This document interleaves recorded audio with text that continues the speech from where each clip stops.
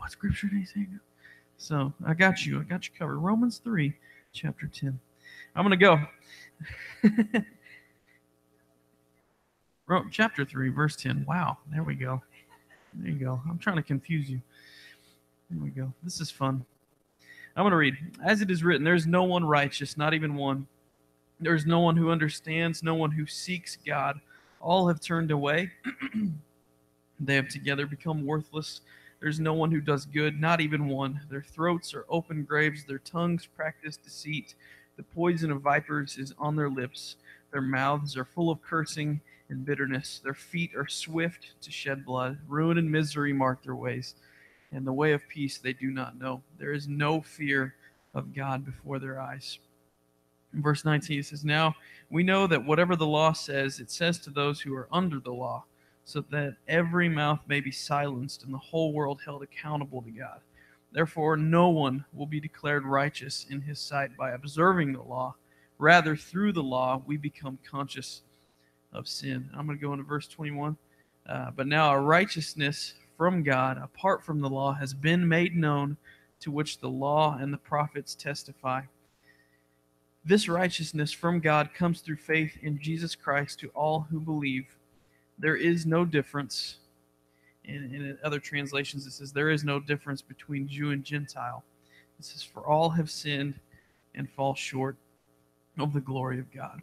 So when I was reading this, and this is what God kind of revealed to me to preach on a little bit, I was confused. I was like, man, this seems super negative, but it's the truth. It is the word that God has set to us.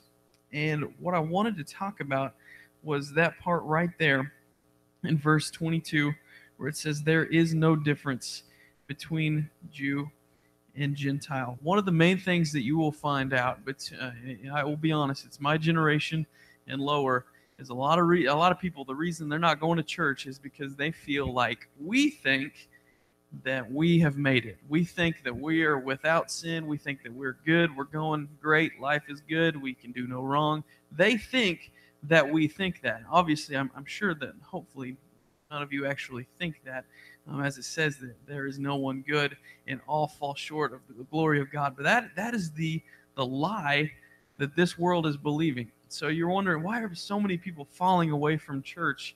It's because of that. They don't want to go to a place where they feel like they're the outsiders. They feel like they're the ones who are bad, and you guys, us, we're the good ones. They feel out of place, and that's what they come to.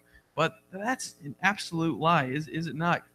I'm sure you know somebody that's probably seen things that way, but they just seem to, that's what they go to immediately. And I don't know what it is about people my age, and probably about 10 to 15 years older than me, actually, all the way down. Really, everybody's struggled with it at some point, but we all come back down to that. I don't know. I feel like they're better than me, or they act like they're better than me. And why do they think that, though? Why do they think that? And so I did a little interview kind of thing with a few of my friends that don't go to church, and really that's just what it came down to. Every single time they came back to that. I don't know. I just feel like I don't belong. I feel like I'm just a bad person. I always make these decisions that people at church wouldn't like. I have a tattoo. I drink at the bar. I do this and I do that. I don't know. I just wouldn't fit in. It's not my thing. And I'm like, all right, I get it. And then I always come back to what's really making them feel that way? Is it a lie? Or is it something that we really have forgotten? And the more I thought about it, I think it's important, just in case, really, that we remember that we're all sinners. It's just something that the Bible has said very clearly. Paul says it in James chapter 2. Cool thing about James is that James' brother Jesus, he was writing this, and really the audience of this was Jews, Christian Jews living in Gentile areas. So basically, your and mine, what we're doing right now. We are Christians. We're living in a world that is against God. That's why the book of James, when you read it, you're always like, oh, that's good. Oh, that's good, right? Oh, and then you're always convicted. That's what James does. But he wrote that to Christians that were suffering in a world that hates God, denies God, is anti-God. But in verse 10 of chapter 2, It just says it again. James and Paul, man, they got it laid out pretty clearly. It says, "For whoever keeps the whole law yet stumbles at just one point is guilty of breaking all of it. For he who said, 'Do not commit adultery,' also said, 'Do not murder.' If you do not commit adultery but do commit murder, you have become a lawbreaker." So what they're pretty clearly laying out for us, and it's something that we really do forget, is that we are sinners. No matter what way we sin, no matter how many sins that we commit, and what sin we do, it doesn't matter. To God, we are all sinners. We are law breakers. There are some people that have chosen a lifestyle of sin that is against the Word of God. Maybe it's a sexually immoral lifestyle. Maybe it's just something they've put their faith in. Maybe it's the bottle. They think that they can get faith and hope and a lack of feeling from drinking or something. There's so many different things that people go through, but we give it levels. If you haven't noticed, and I'm sure you have, in everything in your life, whether it's a sitcom or whether it's the gas in your truck, there's a level. There's a level of something. I like The Office more than I like Friends. If you've never watched either of those, shame on you. I'm kidding. But they're both great shows, in my opinion. They're not always the nicest shows, so you'll have to forgive me there. But they are funny, and they give me a good laugh here and there. But I think one show is funnier than the other. We have our good and we have our bad. We have so many things that we put levels on in our lives, and that's the way we have kind of taken that. It's just human nature, but we've taken that and we've put it on sin. There's levels, and there's certain levels. I'm actually going to pull something up it's actually kind of funny. I don't know, and I hope I don't get in trouble here because I'm on my phone. But has anybody ever heard of the Babylon Bee? And if you haven't, that's okay. I'm just going to explain it real quick. There is a satirical website. It's called the Babylon Bee, and it's a Christian website, and they post things that really hard hitting, and sometimes it's really funny. Sometimes you read it and you're like, oh man, and it's always about church and some kind of belief and theology. Sometimes it goes crazy. But I want to show you this. I know not everybody can see very well. I have trouble seeing right here. So there's a chart here. Okay, there's a chart, and you can maybe see that there's a red chart, and then there's a green chart. On the green one, it's a lot lower, and on the red one, it's a lot higher. On the side here of the chart, it says repulsiveness of sin before God in relative units of disgustingness. Okay, it goes from 1 to 1,000,000. Okay, that's the thing. It says sins you struggle with, and they're really not that bad. They're just really low, right above a 1. You're doing pretty good right there. You're doing all right. And then sins other people struggle with, it's up a little bit above 1,000. And actually, it says right here, whoa, Nelly, that sin is bad. Those other people better start repenting. And that's what we do. We put levels on sins. We see other people that are going through something and living a sinful lifestyle. We think that they're worse off than we are. But to God, and clearly laid out, it says that no one is good. No one is seeking after God. And the good news is that, as Christians, we have the grace. Oh, there we go. We have there it is. There's the chart. It's beautiful. But as Christians, we have the grace of God in our lives. That's what kind of sets us apart. But when it comes down to it, the Bible doesn't say that when you become a Christian, you're not a sinner anymore. It's just that God's grace is powerful enough to cover your sin. So, but we continuously get to the point, though, that I'm a Christian now, and that means I'm a better sinner than this guy because he's not a Christian and he's a sinner. And that just doesn't make sense. But that's really how we get down to it. And that is what's pushing people away from churches, because we think that we're Christians, we have God, we're good, we can sin, but we can go before God and it's all forgiven. A lot of people use it as an excuse to go out and sin. Guys, it doesn't matter what level of sin you have. It doesn't matter how many sins you've committed in a day. At the end of the day, and it's a hard pill to swallow, we're no better off than a man in prison that killed someone. I mean, we are all sinners. And that's something that we have got to wrap our minds around before we are going to be able to love people who are in that state. We can't think that we are better than them. And that's how we do, though. We go out and we minister to these people. We try to, and we always think, I'm the one here that's got to do the big work here. I'm the one that's got to show these people that they're all right and they're good. And we never think that it's not us at all. God is the one who saves. You do not have a bone in your body or a word that comes out of your mouth that can save anyone. You can't save anyone, but God can, and He will use you. I'd never say that God wouldn't use you to speak through you to someone, but we have got to break this I sin better than other people thing that we've got going on. And we all have it. I know we all do.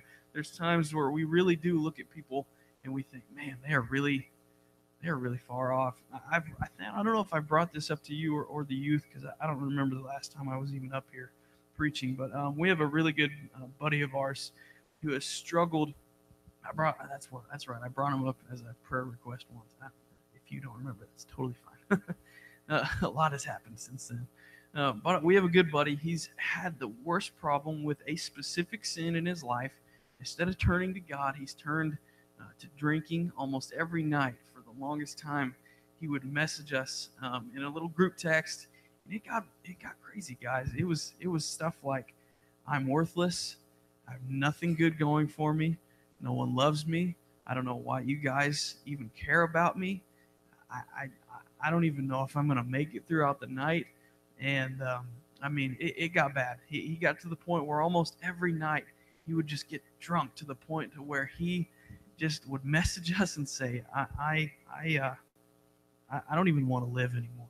There's no point. There's no point. And he's such a good guy, but he puts his faith into this sin, and he gets so just encompassed by it and surrounded by it. He just falls into sin so easily. But if I were to go to him, and me and my buddies, if we were to go to him, really not go to him, let's just say we don't go to him. If we were just to talk amongst ourselves and say, man, so-and-so's got this going on in his life. Can you believe that? Can you believe that he's doing that? I remember when he was going to church all the time. He gave his life to God. I remember I was there when he walked down the aisle and he gave his life to Christ, and he got things going. He was always in Bible study, and he was always doing this. And I can't believe that he's done this. I'm so disappointed in him. I can't believe that. Why would he fall into sin like that? If I'm with my pals and I was doing that, I'm doing no good for him whatsoever. That is not love. That is not encouragement. That is judgment. There's a fine line between judgment and encouraging people. Because one of the things that we're called to do by Jesus is to love people. And when you love someone, sometimes you do have to encourage them to not do something that's bad for them or detrimental to them in some way. But when you're just in groups or even amongst your own self in your thoughts, and you're thinking, I can't believe they would do that. I can't believe that. They've got a serious problem. That's doing no good. I'll tell you how that story kind of ended and is continuing, honestly. Me and the guys chose to do the encouraging route. We went up to his house one night after we got a bunch of drunken texts, and we went into his apartment, and we had an intervention, people call it. We told him just straight up, man, this isn't you. Every night you're telling us about how you don't love yourself and no one loves you and you feel alone, and we're worried about you. We want you to know that we're here for you and we love you. And I'm not trying to lift myself up here at all. I'm just saying collectively me and the guys chose this route. And I just want to share with you the outcome of this experience. We went in there, and immediately the first response he had was he kind of broke down. He got teary-eyed. He didn't cry because he's a man. And no, he broke down a little bit, and he was like, I just didn't know anybody really cared. He said, I'm always alone here, and it just feels like no one cares. And he said, I'm good, guys. I'm fine. He said, I know that I shouldn't be doing this, and really, I'm sorry. And he broke down. He apologized. He repented right then and there. And I'm going to tell you right now, he's been doing the same thing for the past week. All of that. He got it together. He fell right back into it. We are human. We're going to sin. We are sinners. And when we don't put our faith in God, we're going to put our faith in other things. And what our job is as the church is, as what Jesus has called us in Matthew, is to go out and make disciples of all the nations, teaching them what he has commanded us. And the way to do that is to just keep going. You can't give up on people. You got to keep going. Because I know that you were wanting the outcome that he's in church now and he's doing great and everything's good. He's got his life back together. He did for like a week and a half maybe. He was sending me, like, it was weird because he went from I hate myself, I'm drunk, and honestly, there were little funny texts in there too because he was completely out of it. But he went from that to, hey man, I love you guys. Just know I'm doing better. Haven't had a drink in a few days, and all this and that. All it took was one girl for him in his situation. She didn't call him back after a little date, and he went right back into it. And that's okay. It's easy, and it's okay to break down, but it's what you choose to break down and put your trust in those times. That's what makes the difference. I really wish I could tell you that he's just doing awesome right now. He's in the same boat that he was, and we've got to realize that happens. We can't give up on people that keep going back, because we all have our things that we go back to. Not a lot of people like to admit it, but speaking gossip about somebody, that's a typical sin. But we don't want to talk about it because everybody does that. I mean, that's a thing. We do it at work, we do it at school, we do it at church, we do it everywhere. Pastor said something I didn't like. We're going to get in a little huddle. Did you hear what he said? Can you believe that? I don't agree with that. I don't like that. And maybe he did say something that's not right. I don't know. But we get in these little. We don't want to talk about that though. That's typical sin. That's the green thing. The sins that are above, they're right above one. They're really not that bad, But Joe over here, he's got an addiction to drugs. I don't have that sin. I'm doing way better than he is in God's eyes. That's not true. We're all sinners, and we all need Jesus. And we have got to remember that it is so easy to fall. It is so easy because we have a very deceitful enemy. I don't know if you've noticed, but Satan's really good at what he does. He's a master of deceit. He's going to easily creep in the worst times, at your lowest times in your life. And like I said in the beginning, when I was thinking about why do I want to talk about this, it's such a cliche, like, duh. I'm a Christian. I get all this. But guys, we've got to remember that we're sinners. We are no better off than anyone.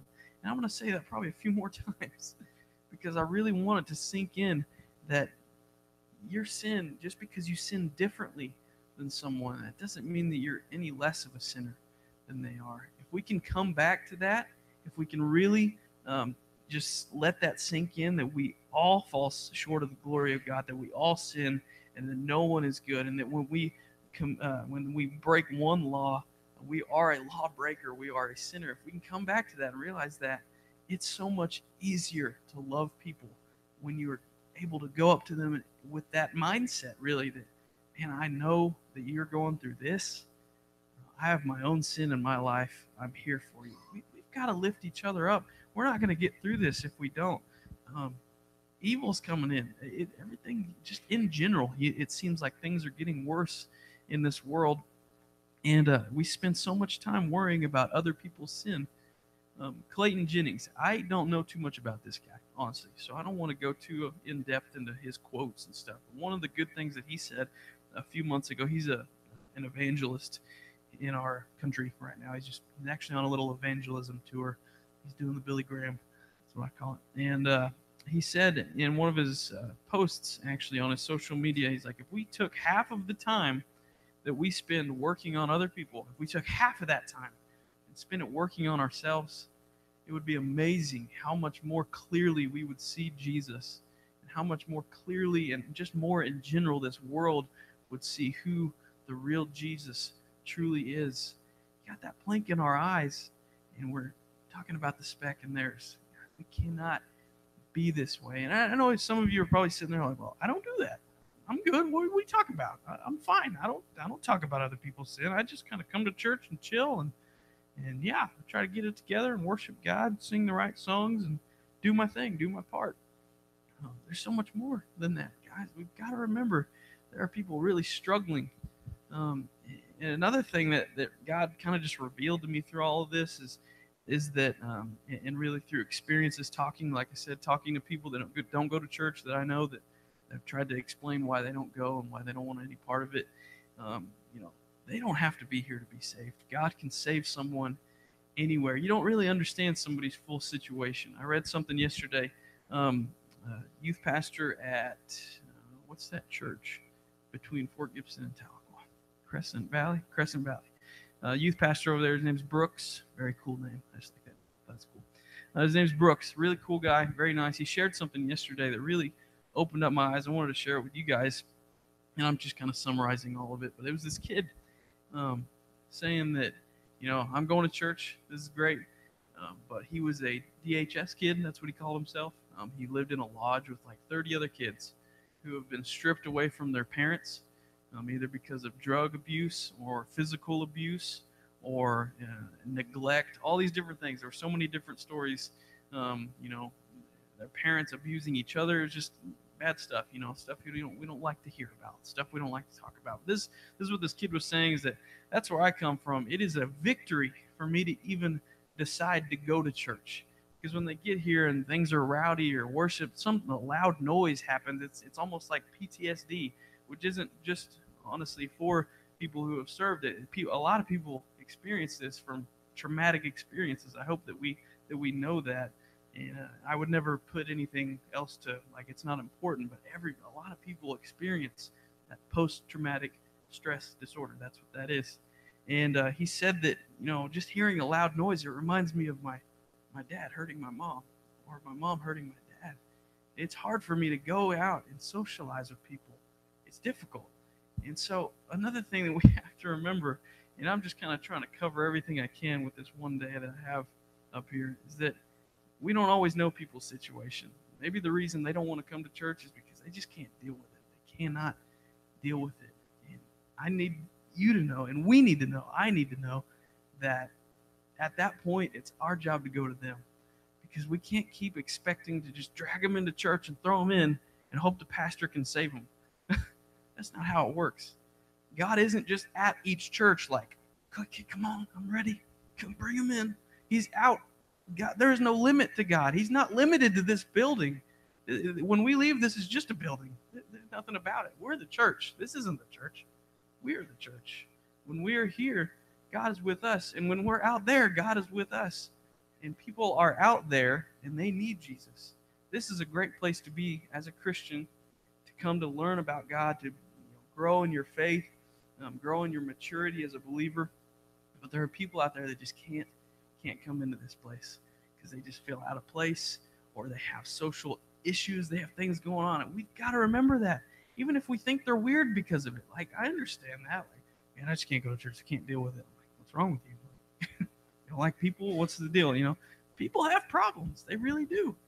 And in that case, we've got to take this, the truth, the word that we have, the spoken word. This is my Bible, I'm sorry, I use it a lot, I guess, so that's good, right? But it's just one of my favorite Bibles. I have everything marked in here. It's duct taped together. But we have to take this out to them sometimes.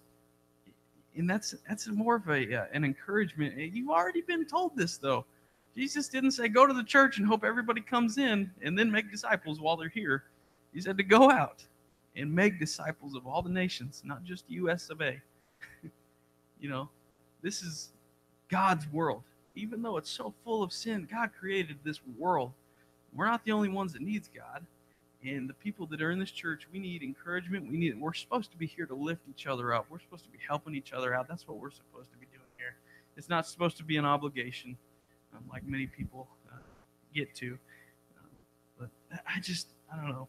That's what he brought up to me in preparation. I don't even have any notes up here. I've been just totally going by what I read in the Word. And I just think that it's important to remind ourselves. I'm going to just kind of close with this and have Dad take over here in a moment. We got to remember that just because you sin differently than somebody else, it doesn't mean you're a better sinner.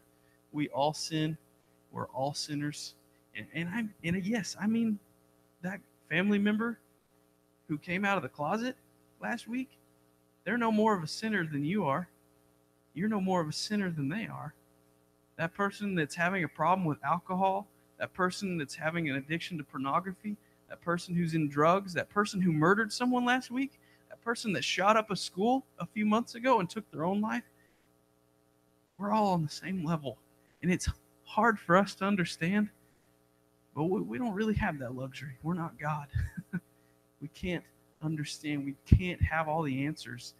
We have to get past that and remember that everyone needs Jesus. The grace of God is powerful enough to cover even the worst of things that you could think of. And I know we're all adults here, and you can pretty much imagine the worst of things that you can think of. God's grace can cover that, whether you like it or not. You know, I don't believe this guy deserves God's grace. And it's not up to you, sorry. It's God's grace. He gives it freely to those who believe in him. That's what our Bible says. And if you do have a problem with that, you're going to have to talk to him. So I wouldn't want to do that because he's probably pretty scary. So that fearing God, that's supposed to be a real thing. But I'm going to close, and I'm going to have Dad come up here. I'm sure he'll have a time of invitation. I don't know, but that's just what I wanted to share with you guys. Thank you for letting me come up here, and I love all of you, and just thank you. So Yeah. I'll let you take over. I wrote down something that jumped out at me. He put his faith in his sin. I think that's the issue. It's the heart of the issue when people put their faith in their sin instead of the one that can heal them. You know, I've been praying for that young man that's struggling with that sin. I hope you're praying for people in your life that need Jesus. Because when it comes down to it, who do you put your faith in? Every day. When you get up in the morning, who are you going to put your faith in? And I can tell you as a human being that every time I put my faith in myself, I fail. Every time I put my faith in something that I know isn't right, I fail. But if you put your faith in Jesus Christ, you will never be failed. You will never. And I want to say, ground is level at the cross. Amen. So we're going to have a time of invitation. I'm going to play a little bit of music, and as you want to respond, you respond to the Lord. There may be somebody you want to pray for. Maybe you want to come forward and receive salvation. We have people that will meet you up here and that will share in this. Let's all stand.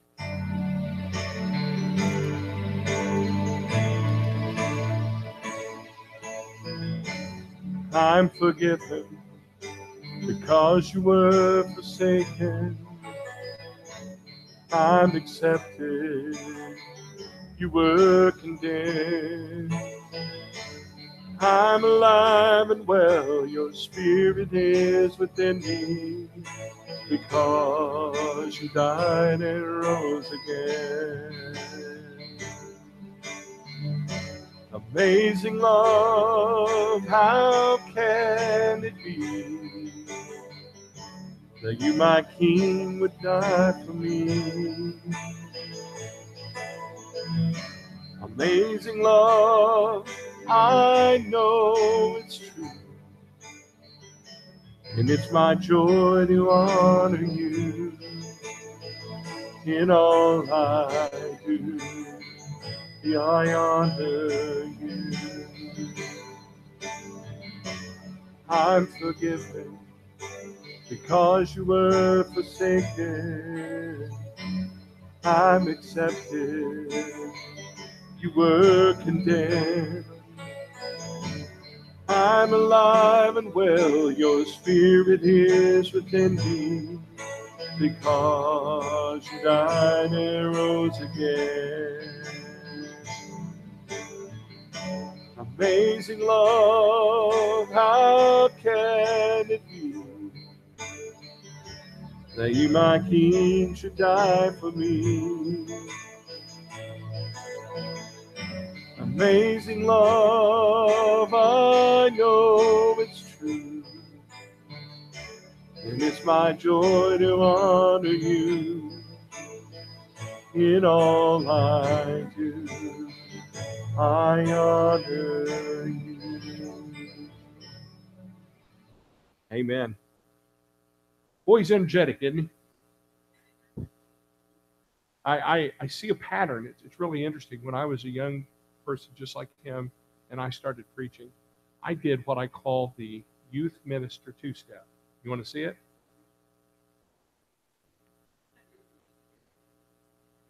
It's really cool. He didn't do it too much, but I used to. I was Fred Astaire up here, so he was very good at not falling into that. But I used to dance all over the stage. It sure was good to hear this morning. It was a great message And thank you, Derek, for bringing that. Please be in prayer for Shelly and I. I'm going with Shelly to the Tahlequah to her thing. I hope you're not sore. Did you hurt your bow and arm? Okay. I'm not going to let up today. Okay, because usually it's me. So, all right. Well, as you know, like I said, 5:30 to 6:15 on Wednesday night. I'm going to be up here. It'll be a time of prayer, praying for our community, and praying for people that we love, and for safety during the night. I don't like Halloween. I don't like Halloween because of that it's Halloween. There's a couple reasons. My father died on Halloween, and I've never really liked the message of it. Now it's fun. Bouncy toys are fine. Candy's fine. Then you send them to school. Not fine. All right, let's have a word of prayer. Father, we love you so much. Thank you for Derek and for his message this morning. Lord, thank you for anyone that's here or heard on the internet the message that was given. And Lord, we just ask you in your power to remind us of that we are all sinners. We all fall short. And remind us that the ground of the cross is level. Lord, bring us into you. Lord, draw us near to you. And Lord, just help us to draw others near to you in our daily lives, in our families, Lord, just in whatever way to bring one more soul to you. Father, be with us as we go. Keep us in safety. In Christ's name. Amen. I like